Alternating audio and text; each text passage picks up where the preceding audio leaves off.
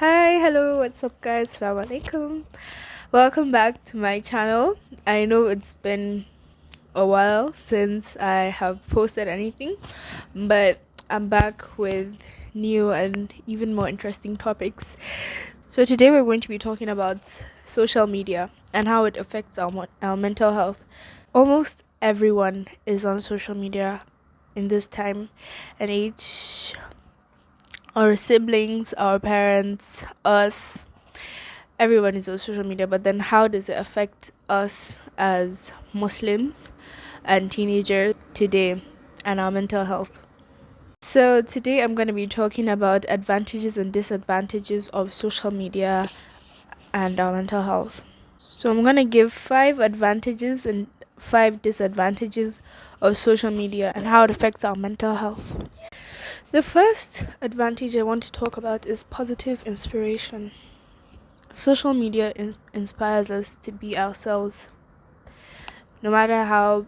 Yes, there's a disadvantage to that, but it shows us that you can also come out of your safe space, come out of your comfort zone, and share things with people, engage with people, interact with people, share your own knowledge. People share their own knowledge. It's just a safe space for people that want to be themselves, to educate, to learn, make new friends, to have communities, to have support groups, It's like how I am doing. I never thought I would open a YouTube channel, but here I am making a video for one. So it brings you out of your tiny little shell where you think, oh, you can't do this, you can't do that, but then you watch other people come out of their own shells. Then you're like, you know what? I can actually do this. I can do something that other people are doing, even if you're not going to show your faces. You can teach people how to paint or draw or crochet. So many different things you can do that even have to show your face. So social media does inspire us positively because you get to see what other people are doing and you can also come out and do some good yourself. The second advantage I want to share with you guys is spreading awareness. Social media was kind of made for this. It helps share awareness around the world. It helps share educational awareness, creativity, awareness, health awareness, health awareness. It basically is can create a platform for sharing stories, narratives and photos, providing facts and data in a consumable way, which engages an audience by helping them understand, what's going on around the world and what's going on around you, and sharing your own side of the story of whatever is happening. Like when COVID was happening, social media was like one of the one of your favorite places to be as a teenager. You know what's happening, even though you don't have to step out of your house to get to know what's going on around you. Everybody was online, everybody was there to share what's going on around them in their house, in their own communities, in their own countries. So yes, social media does have a positive advantage to us teenagers. And as we all know, the Muslim community has also not backed down from taking this as an advantage. We have found our way, into the whole social media world, even though there are some people that attack us for being Muslims and who we are. There are millions more supporting us, just like us, Muslims, just like us, supporting each other when it comes to sharing the brutality that's happening to Muslims around us.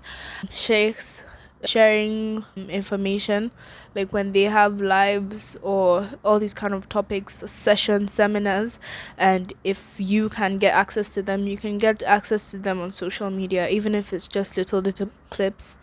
Yeah, Muslims have found their way to broaden, Islam through social media, and it helps us Muslim teenagers to get to know more, to get to know more of our scholars, to get to know more of our deen also. It does have, a positive impact. The third disadvantage is connection and community. As teenagers, we are always trying to find our place in the world. We're always trying to find people that connect to us, people that relate to us, people that can understand where we're coming from. You know, so social media allows us to make those kind of connections. It allows us to connect with people around the world, different nationalities, even though they're also Muslims, but then they have their own stories to share. They have their own lessons that they've learned. Maybe something that you haven't gotten to know about or have never felt before. These people have gone through them and they're willing to share their stories. There's so many people that are out there trying to make a voice for themselves, and there are many communities around us on social media that try to empower females, female teenagers, female women around the world. So many, a lot, that are trying to help us to learn how to make money online. You know, they're trying to also share how to make income, basically. Even though you're a woman, you can also fend for yourself, you can also make money even though you're locked up in the house, you get. Yes, as we all know, some of us have protective parents, protective fathers that won't let you go out into the world to fend for yourself because they're scared of what you're going to go and meet outside. So it's okay to have those kind of parents, honestly. They're just trying to protect you from the bad things that are happening outside in the world. So, for instance, when you're in that kind of situation, there are so many communities on social media. They help you try to make money from your phone, from your smartphone, everywhere around the world. Stuff on YouTube, things like these are trending on YouTube, on TikTok, on Instagram, everywhere. So people are really trying to bring others onto their boats to show you that you don't actually need a degree or some sort of school or certificate to make money nowadays, right? So just remember, I'm also part of those communities and connections you can make to keep yourself out of the dark. The fourth advantage to social media is empowerment. It gives the voice to the voiceless, people that cannot be heard, people that cannot be seen. It gives them an opportunity to come out and to share their stories and their views and their own perspective on what's going on with them. It empowers.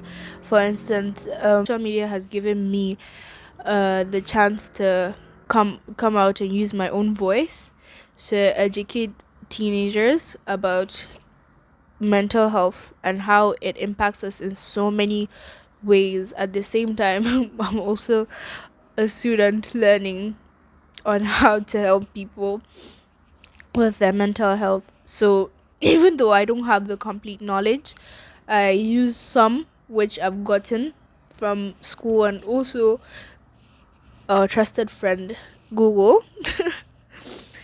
Do some research, then I come out and give out points like these to share with people. The fifth advantage of social media is motivation.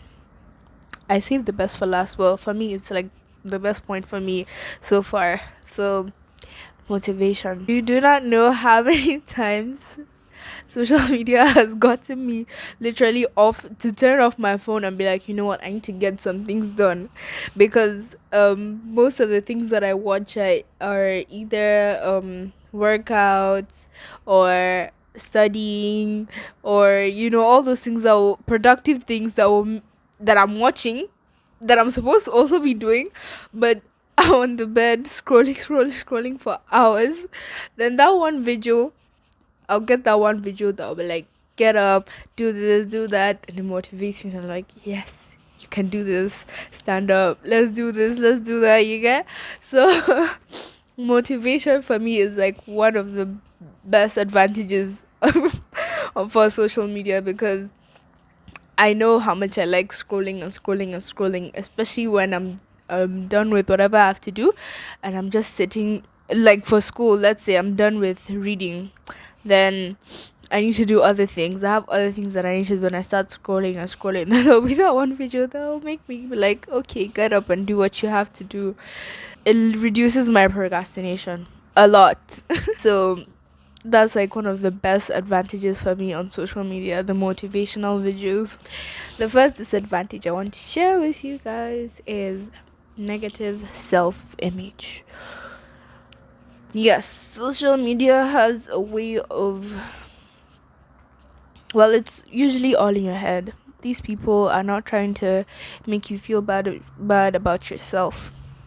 So when you see other people having that dream body that you want, the dream grades that you want, dream school, dream car, all these things, you feel bad about yourself. Oh, why don't I have these things? Why don't I have that? Why am I not like that?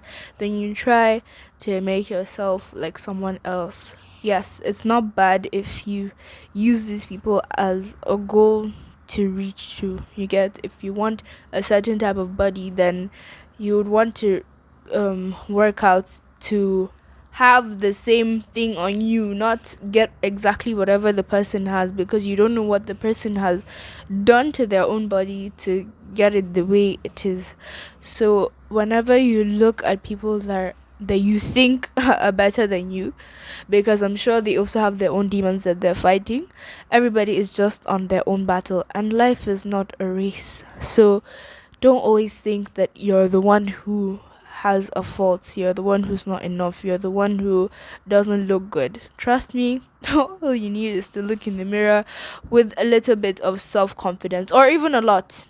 When you have confidence in yourself, all those bad and negative thoughts about not being enough, not looking the way you think you should look, will all disappear. And honestly, Allah has created you in a way that He wants to see you. So if He wants to see you the way you are, unless it has an effect on you medically, like it's affecting your health, then you can fix it. Take every day step by step, step by step. You don't always have to rush the day, or rush. If you're feeling down, you're feeling down. If you're stressed, you're stressed. Take care of yourself. The second disadvantage I want to share is seeking validation. Seeking validation through others is always a bad thing, unless they're your parents who will actually tell you the truth. Even your friends, you do not need to seek validation from friends. You don't need to seek validation from complete strangers of who you post to. Like, there's some people that are obsessed with posting on social media, even if they're not gonna post it as a feed in their feed. They'll still post it on story. They'll be updating strangers about their life, where they're at, their location, what they're doing. Just a lot of unnecessary things. Even if influencers around you are doing it, don't be like them. Learn to love yourself. When you love yourself, nobody can tell you otherwise. Nobody can tell you you're supposed to do this, you're supposed to do that, this, that. No, nobody can say anything to you. If they say you don't look good, you'll be like, oh well, that's what your eyes are seeing. That's not what I'm seeing. I look amazing. I look nice.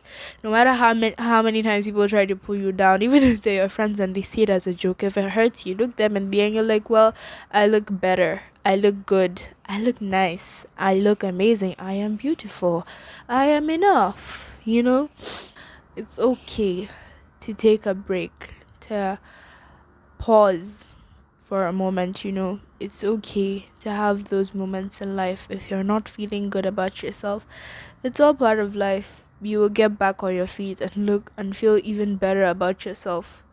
Just don't let other people tell you who you are, tell you what you are. You should already have that. You should already know that. You should know who you are by now. And if you don't, there are so many ways of discovering. The third disadvantage is a mental illness called dysphoria. Dysphoria is when you compare yourself to others on social media. When you're using social media, when you look at people through social media and you compare yourselves to them, like influencers, like models, these people go through a lot of hard work to get their body the way it is, and sometimes they do it in other ways, which as Muslims you're not allowed to. Where you compare your bodies with people that have gone through a series of maybe surgeries or a series of injections to get where their body is, no, it's not for the best. You know it's not going to change anything. If you want to get the body that you want to get, then do it for yourself. Do it because you want to be healthy. You want to look good for yourself. Don't do it because so person looks like this. Don't do it because some guy told you, oh, this is my celebrity crush, or this is my favorite influencer, my favorite model. Then you'll be like, oh, I want to be like her because he says she's his favorite. Let him be his favorite. You don't have to look like her. Just be you. You are enough.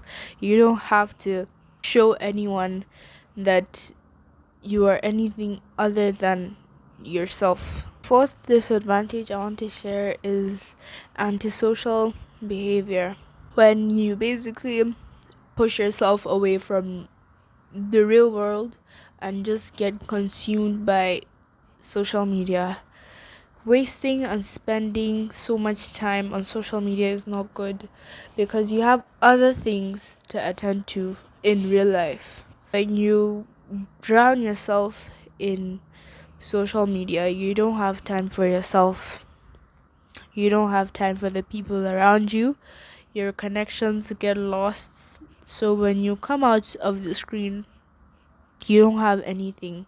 So you go back into the screen where you're, yes, you have a lot of friends, you have a lot of things that you're also doing on social media. It does not mean you should detach yourself from what you have made out of the screen.